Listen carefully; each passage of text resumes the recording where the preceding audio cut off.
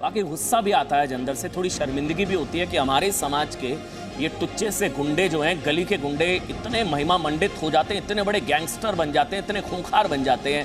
हमने पहले भी सवाल उठाया, वर्दी के गद्दार सरकार में कुछ तरफदार इस वजह से इतने खूंखार हो जाते हैं। इस वक्त मुझे बताया जा रहा है, आज एक खास मेहमान है मेरे साथ गुप्तेश्वर पांडे हैं, जो कि बिहार पुलिस में डीजीपी हैं, बिहार के डीजीपी इस वक्त गुप्तेश्वर पांडे जी मेरे साथ लाइव जुड़ चुके हैं और साथ ही एक बहुत बड़ा पैनल है। मैं सबके पास आऊंगा, लेकिन सबसे पहले गुप्तेश्वर पांडे जी, इसको महिमा मंडित किया गया कई बार। मुझे आपका वो वीडियो भी याद है जब आपने भी बहुत गुस्से के साथ बोला था, कुछ लोग इसको ब्राह्मणों का शेर बता रहे थे। आज तो बड़ी भीगी बिल्ली से नजर आया ये ब्राह्मणों का शेर, जो कुछ लोग बता रहे थे इसको भीगी बिल्ली नजर आ रहा था आज तो। ये गुप्तेश्वर पांडे जी, मौत का भय, ये मौत है ना, ये जो क्रिमिनल होते हैं, अपराधी होते हैं भाई साहब, इनके पास आत्मबल नहीं होता, क्योंकि आत्मबल आता है चरित्र बल से, त्याग से, तपस्या से, सेवा से। और ये आत्मबल, जिसके पास चरित्र का बल नहीं है उसके पास ये आत्मबल नहीं होता, और जिसके पास आत्मबल नहीं होता है उसे मरने से डर लगता है, हर चीज से डर लगता है। ये खौफ में बोल रहा है, ये गुरूर नहीं है इसका, इसको लग रहा है कि हाँ पुलिस हमको मार न दे, ये खौफ में बोल रहा है। ऐसे लोगों को रात में नींद नहीं आती है, बेचैनी की जिंदगी होती है। लेकिन ये समाज में पूरी तरह से आतंक फैला करके अपने को शेर के रूप में प्रस्तुत करते हैं। और जैसा मैंने कहा भी है, लोग अपने जातीय उन्माद में आकर के और इमोशंस में आकर के अपने जाति के, अपने समाज के पेशेवर अपराधियों को अगर हीरो बना करके उनका महिमा मंडन करने लगे, उनकी पूजा अभ्यर्थना अर्चना वंदना करने लगेंगे, अगर उनको अपना नेता मान लेंगे, उनके पीछे गोलबंद होने लगेंगे, तो इससे अपराधी का कद बढ़ता है, उसका प्रभाव क्षेत्र बढ़ता है, फिर वो शासन के साथ सौदेबाजी करने की स्थिति में आ जाता है, पुलिस तंत्र कमजोर होता है, पूरी व्यवस्था कमजोर होती है, और धीरे धीरे धीरे धीरे वो इतना व्यापक स्वरूप इसका बढ़ जाता है। इसमें तरह तरह के लोग इस रैकेट में जुड़ने लगते हैं, वो पुलिस के भी लोग, वो खादी के भी लोग, वो खाकी के भी लोग, वो सामान्य हर जीवन के हर वर्ग से लोग इसके साथ जुड़ने लगते हैं, और रैकेट बहुत बड़ा हो जाता है और समाज के लिए बहुत बड़ी चुनौती, बहुत बड़ा खतरा बन जाता है, और इसका खामियाजा अंततः समाज को ही भोगना पड़ता है। इसलिए मेरी तो एक ही बात है, मैं शुरू से कहते रहा हूं, 33-34 साल की नौकरी में पहली बार नहीं, बेगूसराय में जब एसपी था 28-30 साल पहले, वहां से मैंने शुरू की, अपराध की संस्कृति के विरुद्ध संघर्ष करना है। विशाल दुबे की कोई औकात नहीं है, ये कुछ भी नहीं है। ये सिंपल बात है कि एक अपराध की संस्कृति का विशाल वटवृक्ष है, जिसकी एक शाखा है, एक छोटी सी टहनी है, बहुत सी टहनियां हैं, बहुत सी शाखाएं हैं, बहुत से उसमें फल फूल लगे हुए हैं। विकास दुबे की तरह बहुत सारे अपराधी उत्तर प्रदेश, बिहार और देश के अन्य हिस्सों में हैं। ये अपराध की विशाल जो ये वटवृक्ष अपराध की संस्कृति का, इस छोटी मोटी टहनियां हैं। तो हमें ये ध्यान देना है कि अपराध की संस्कृति का विशाल वटवृक्ष है, इसकी जड़ों को हम सींचे ना, खाद पानी दे करके, जात के नाम पर, मजहब के नाम पर, धर्म के नाम पर। अगर ये हम करते रहेंगे तो समाज को अपराध मुक्त करना बहुत ही मुश्किल होगा। अपराध की संस्कृति ऐसी ही फलती फूलती रहेगी और इसको सींचने वाले भी मिलेंगे, और इसी तरह से पूरे समाज में तबाही फैलती रहेगी। इसलिए हम लोगों को, जनता को जागरूक करना चाहिए कि जात की भावना से ऊपर उठ करके अपराधी को अपराधी की नजर से देखें। ये आपको क्या लगता है, ये सरेंडर है, गिरफ्तारी है, आत्मसमर्पण या गिरफ्तारी, इस पर भी अलग से डिबेट चल रही है। आपको क्या लगता है, पूरा प्रकरण आपने देखा, नाटकीय रंग से? ये बात मुझे नहीं लगता ये बात इतनी महत्वपूर्ण है। देखिए, ये बात इतनी महत्वपूर्ण है ये मुझे नहीं लगता। महत्वपूर्ण ये है कि एक सप्ताह के अंदर वहां के मुख्यमंत्री ने जो घोषणा की थी कि किसी भी तरह हमको अपराधी की गिरफ्तारी चाहिए, वो अपराधी आज गिरफ्त में है। और जब वहां के मध्य प्रदेश के गृह मंत्री का मैंने बयान सुना आधिकारिक रूप से, और उन्होंने कहा कि मध्य प्रदेश पुलिस अलर्ट थी, यहाँ आया, उसको गिरफ्तार किया गया है, हमें नहीं लगता है कि हमें इस पर कोई शक करना चाहिए।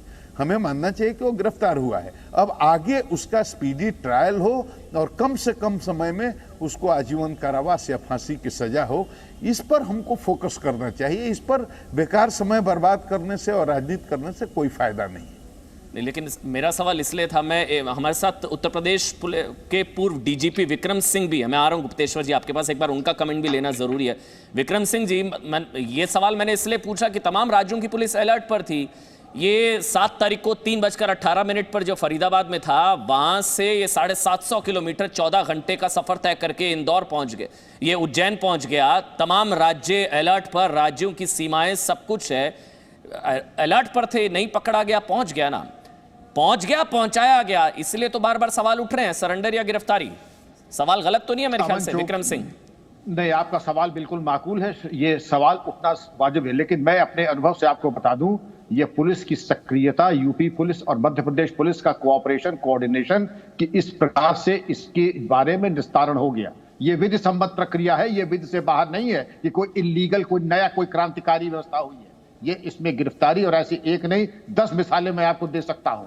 और इस पे शक उठाना यही क्या कम है कि दबाव के कारण, प्रेशर के कारण जो भी हुआ 7 दिन के अंदर निस्तारण हो गया। अब बृहद पूछताछ होगी, वो तो बात की बात है, लेकिन जो लोग प्रश्न उठा रहे हैं, मैं एक प्रश्न उनसे पूछूंगा, क्या ये इसमें कोई इलीगल क्या है? और अगर इलीगल नहीं है तो आप अगर चाहेंगे, आपके चाहने से नहीं होता है, ये हो सकता है कि बेहतर ये होता है कि पुलिस उसको डायरेक्ट गिरफ्तार करती। लेकिन जब ये चिल्ला रहा है, मेरा थोड़ा मतभेद है इसमें, क्योंकि इसको ये डर था कि मैं बताता हूं, पुलिस की एक उपसंस्कृति इस तरीके से चुपचाप बंडल करके ले जाए, इसके कपड़े उतरवा के किसी अन्य बदमाश को दिखा दे कि हमने इसको पकड़ा है, मोहन सिंह को मान लीजिए, और उसी के कपड़े में दिखा दिया। 6 दिन बाद इनको दूसरे तरीके से होता है, पहले होता था, अब नहीं होता है, मुठभेड़ में इनको गिरा दे मार करके। वो चिल्ला इसलिए रहा था क्योंकि मैं विकास दुबे कानपुर वाला हूं, जिसे कि जनता सुन ले कि अब मेरी मुठभेड़ कम से कम ना होगी। इसका उद्देश्य ये होता है, टेलीग्राम पहले डालना या इस प्रकार से सूचना देना या चीखना चिल्लाना, ये कोई बहादुरी नहीं है, अपने को बचाने का ये एक रास्ता है।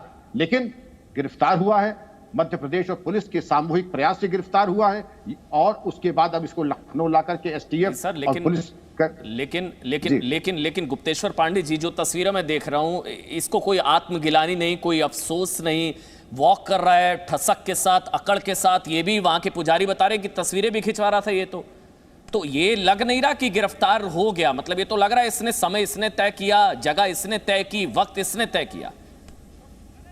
गुप्तेश्वर पांडे जी। हाँ, वो ठीक है। ये देखिए, होता क्या है ना, आदमी की चेतना जब तमोगुण बढ़ता है तो आदमी की चेतना बहुत नीचे चली जाती है, और जब चेतना नीचे चली जाती है, तभी आदमी का नैतिक पतन होता है, उसका चारित्रिक पतन होता है, उसका आध्यात्मिक पतन होता है, और फिर वो आदमी की शक्ल में जरूर रहता है, लेकिन वो जानवर हो जाता है। फिर वो बुद्धि उसकी काम नहीं करती, उसका इंटेलेक्ट काम नहीं करता, वो मनजीवी हो जाता है, मन के अनुसार उसका आचरण करने लगता है। तो मनुष्य की शक्ल में रहते हुए जानवर वाला उसका स्वभाव, उसका संस्कार ये हो जाता है।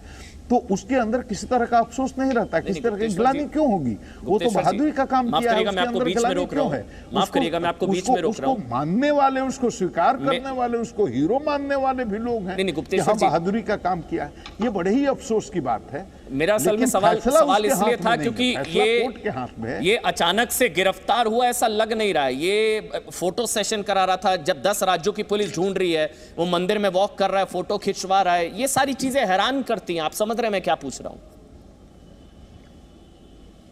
नहीं, आप पूछ रहे हैं वो मैं समझ रहा हूं, लेकिन हमारे डीजी साहब, हमारे सीनियर बैठे हुए हैं, उन्होंने कहा आप बताइए इसमें क्या इलीगल है? वो सरेंडर क्यों किया? वो सरेंडर करने के लिए, इसके पहले भी बहुत हत्याएं की थी और बहुत अपराधी हत्या करते हैं, सरेंडर क्यों करते हैं? अगर उत्तर प्रदेश की पुलिस ने इतना दबाव नहीं बनाया होता, 100 एसटीएफ की टीम नहीं बनाई होती और उसके पीछे नहीं लगाया होता, उसके लगातार एक एक करके 3, 4, 5 उसके सहयोगी पुलिस की मुठभेड़ में मारे नहीं गए होते, तो अगर आप मानते हैं कि ये सरेंडर है, तो भी मैं मानता हूं कि अगर सरेंडर भी है तो क्या वो सरेंडर करता? उसके अंदर दहशत है, उसके अंदर आतंक है, उसके अंदर मारे जाने का भय है कि अब हम भी नहीं बचेंगे। तो ऐसी स्थिति में वो कर सकता है। हो सकता है कि ऐसा भी हो सकता है जो आप कह रहे हैं वो सही हो, लेकिन उसके पीछे उत्तर प्रदेश पुलिस की दृढ़ संकल्प शक्ति ही है, और मध्य प्रदेश पुलिस ने इसमें जो काम किया है उसको हम लोगों को सलाम करना चाहिए, उसको अप्रिशिएट करना चाहिए। और मैं डे 1 से देख रहा हूं उत्तर प्रदेश की पुलिस जिस तरह से प्रोफेशनली इसको हैंडल कर रही है, डे 1 से। 150 लोगों को उठाया गया, जितने उसके कनेक्शन हैं, जिसने उससे फोन से बात की, जिस पर संदेह हुआ कि उससे जुड़ा हुआ है, चाहे खादी वाला हर तरह के लोगों को, पुलिस वालों को भी उठाया गया, उनके मोबाइल को सर्विलेंस में लिया गया, उनकी जांच की गई और उसके 4-5 लोगों को 3 दिन 4-5 दिन के अंदर भी 5 दिन हुए 5 लोग उसके मारे गए। तो पुलिस बहुत उत्तर प्रदेश की जबरदस्त इसमें कार्रवाई कर रही है और उसी की मेहनत का परिणाम है कि आज इस मामले का निस्तारण हुआ है।